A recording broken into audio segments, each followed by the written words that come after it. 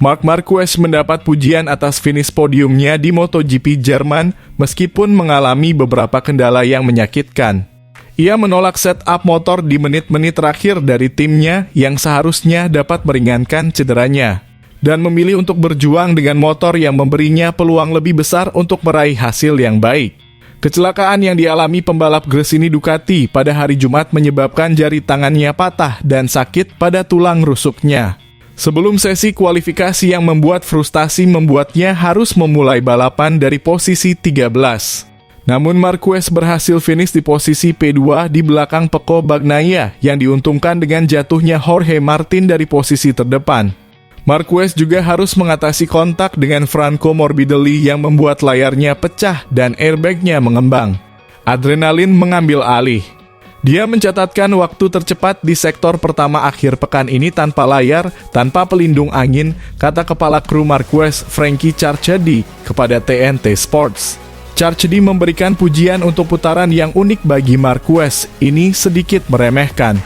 Selama bertahun-tahun, saya tidak pernah mengalami akhir pekan seperti ini. Anda selalu membuat rencana berapa lap, motor apa yang akan Anda gunakan. Kami mungkin tidak perlu repot-repot. Karena tidak ada yang berjalan sesuai rencana, kami mengalami masalah teknis. Kami harus menggunakan motor lain. Hari Sabtu kami menyiapkan segalanya untuk berjaga-jaga jika ia keluar, yang tidak kami yakini hingga detik-detik terakhir. Itu lebih merupakan bonus. Tidak ada rencana yang berjalan dengan baik. Di babak kualifikasi kami mengalami masalah teknis dengan satu motor, harus naik motor lain. Kemarin ia kesulitan di sektor 1-2 tikungan kanan, di mana ia mengalami masalah pada tulang rusuknya. Pagi ini Anda biasanya tidak melakukan setup motor untuk mengatasi cedera. Tapi kami mencoba sesuatu untuk membuatnya lebih gesit untuk membantunya. Itu membantu masalahnya. Tapi dia bilang tidak. Basis kami untuk FP1 adalah apa yang dia gunakan untuk memulai balapan dan hanya mengertakkan gigi. Kami hanya berbicara tentang finish dan meraih poin sebanyak mungkin. Sangat sulit untuk menyalip. Untungnya di mana Marc kuat dan kami juga kuat adalah sektor terakhir. Ia mencatatkan waktu tercepatnya di sektor 1 sepanjang akhir pekan di lap terakhir. Kontak dengan Morbidelli dari Pramac yang membuat Marquez terguncang dan motornya rusak membuatnya terpacu. Hal ini memicunya untuk beraksi, kata Michael Laverty di TNT Sports. Frankie melebar kembali ke jalurnya.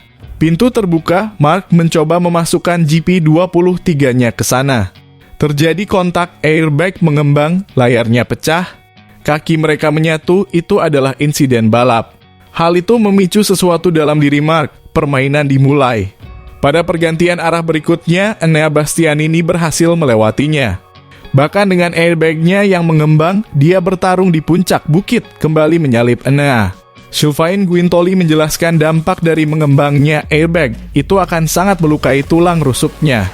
Airbag itu memang bisa mengempis, tetapi butuh waktu. Ketika mengembang, rasanya sangat tidak nyaman. Rasanya pasti sakit. Airbag yang mengembang ada di lengan, sisi tubuh, punggung, semuanya terasa sangat kencang dan Anda tidak bisa bernapas. Kontak dengan Morbidelli membuatnya bersemangat, dia mengambil semua risiko dan tidak peduli. Laverty menambahkan Marc adalah seorang masokis, begitu rasa sakit terpicu, ia langsung beraksi. Dia adalah sesuatu yang luar biasa. Kata Guintoli, tidak ada kata berhenti. Segala sesuatu yang bisa saja salah memang salah beberapa masalah teknis, tabrakan, cedera, lalu lintas di lintasan, dia tidak bisa mencapai Q2 mulai dari posisi 13. Terlepas dari semua ini, saya tidak pernah menyerah. Hanya menyerang sepanjang waktu. Namun ini adalah pertama kalinya dalam 9 Grand Prix MotoGP Marquez memulai balapan di Sachsenring, ia gagal meraih kemenangan. Ia berada di urutan ketiga dalam klasemen MotoGP, tertinggal 58 poin dari pemimpin klasemen sementara Bagnaia.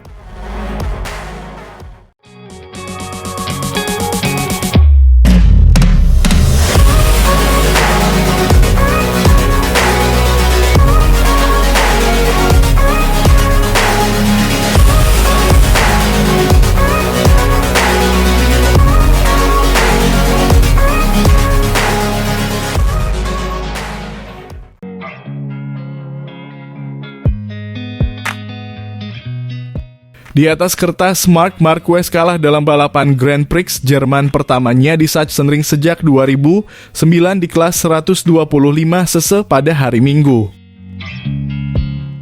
Namun, sang juara dunia 8 kali itu tetap tersenyum setelah balapan. Saya merasa seperti menang. Maksud saya, inilah perasaan yang sebenarnya, kata Marquez kepada MotoGP.com. Itu karena Marquez tidak hanya menyelesaikan akhir pekan yang melelahkan karena cedera, masalah teknis, dan kualifikasi yang buruk dengan berada di posisi kedua secara mengejutkan, tetapi juga membentuk podium ganda yang unik dengan adiknya, Alex. Ini adalah pertama kalinya dua bersaudara berbagi podium di era MotoGP dan pertama kalinya di kelas utama sejak Nobuatsu dan Takuma Aoki di Imola pada tahun 1997. Menurut pembalap bernomor 93 ini juga mungkin yang pertama dan terakhir kalinya ia berbagi pit box MotoGP dengan Alex sebagai rekan setimnya. Saya sangat senang bisa berbagi podium dengan saudara saya. Ini adalah hari yang tidak akan pernah saya lupakan karena akan sulit untuk mengulanginya di masa depan, kata Marc. Jujur saja, musim ini saya katakan tidak mungkin terulang. Kenapa? Karena sulit bagi saya untuk naik podium. Baginya juga. Jadi, menemukan hari Minggu yang sama ketika kami berdua naik podium adalah sesuatu yang tidak nyata. Dan kemudian dalam balapan kering, balapan yang sangat cepat. Dia adalah pembalap yang sangat berbakat dan hari ini dia menunjukkannya. Saya harap ayah dan ibu saya menikmatinya karena mungkin ini adalah kali terakhir kami berbagi podium.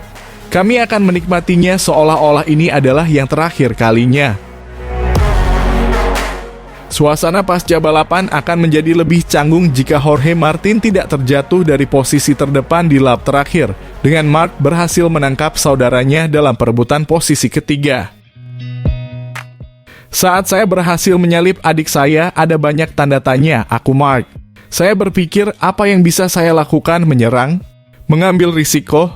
Jika terjadi sesuatu, apa yang akan terjadi? Maksud saya, itu juga merupakan podium yang bagus untuknya. Tapi sayangnya bagi Martin, tapi bagus untuk kami, karena ini adalah balapan, dan kami berdua naik podium yang membuat dua lap terakhir ini lebih mudah. Mengingat akhir pekan yang dialami Marquez yang lebih tua hingga hari Minggu, hanya sedikit yang akan menyayangkan sedikit keberuntungan baginya. Akhir pekan itu tidak bagus. Kami mengalami banyak masalah teknis dan saya melakukan kesalahan besar di tikungan 11 yang memengaruhi segalanya, kata Marquez. Merujuk pada insiden besar di hari Jumat yang membuatnya mengalami patah jari telunjuk kiri dan memar di tulang rusuk. Namun setelah berhasil finish di posisi ke-6 dengan bantuan obat penghilang rasa sakit terkuat yang tersedia di balapan sprint. Pembalap Spanyol itu merasa jauh lebih baik pada hari Minggu pagi dan kembali ke mode Marquez. Saya tidak berharap untuk finish di podium, tetapi yang pertama dan yang paling penting adalah hari ini saya bangkit dan merasa lebih baik, jelasnya. Saya berkata kepada tim, hari ini saya bisa membalap dengan agresif. Saya bisa berkendara dalam mode Marquez. Kemarin saya sangat mulus. Marquez tetap berada di urutan ketiga dalam kejuaraan dunia, 56 poin di belakang pemimpin klasemen baru dan rekan setimnya di Ducati, Francesco Bagnaia.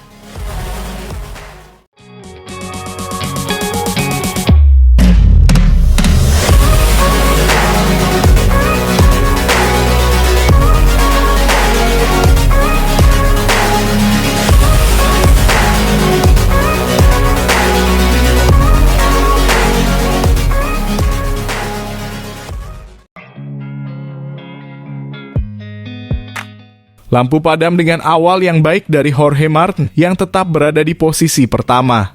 Pembalap ini melebar di tikungan pertama, bertarung dengan Oliveira untuk memperebutkan posisi pertama. Masalah bagi Bagnaia di awal, yang tidak bisa mengulangi balapan sprint. Meski begitu, pembalap Ducati ini berhasil meraih posisi ketiga. Lagi-lagi Raul Fernandez menderita di awal, terdegradasi ke posisi ketujuh. Bagnaia melancarkan serangannya pada Oliveira di lap pertama Sachsenring dan berhasil merebut posisi kedua.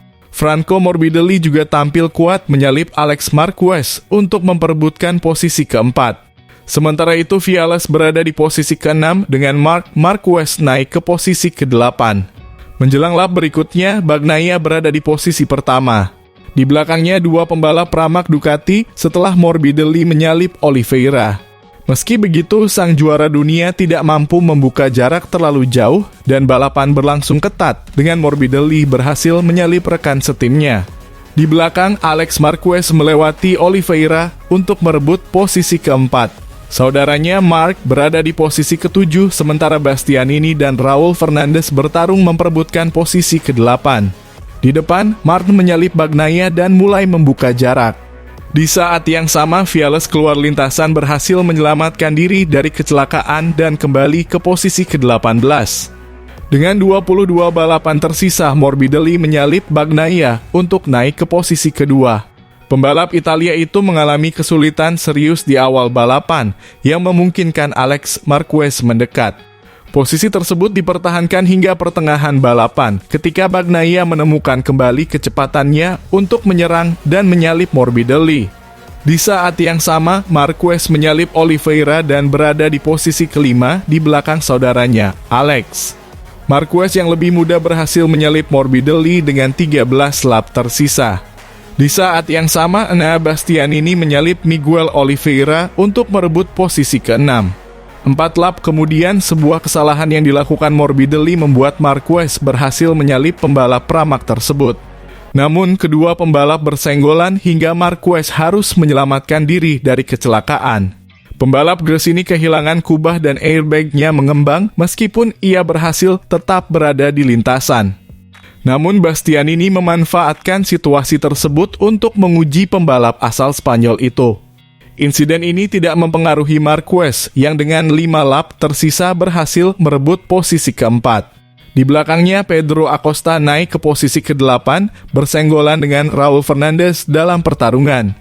Dengan para pembalap terdepan yang mendapatkan keuntungan lap demi lap, duel pun berpindah ke posisi kelima dengan pertarungan sengit antara Bastianini dan Morbidelli untuk memperebutkan posisi.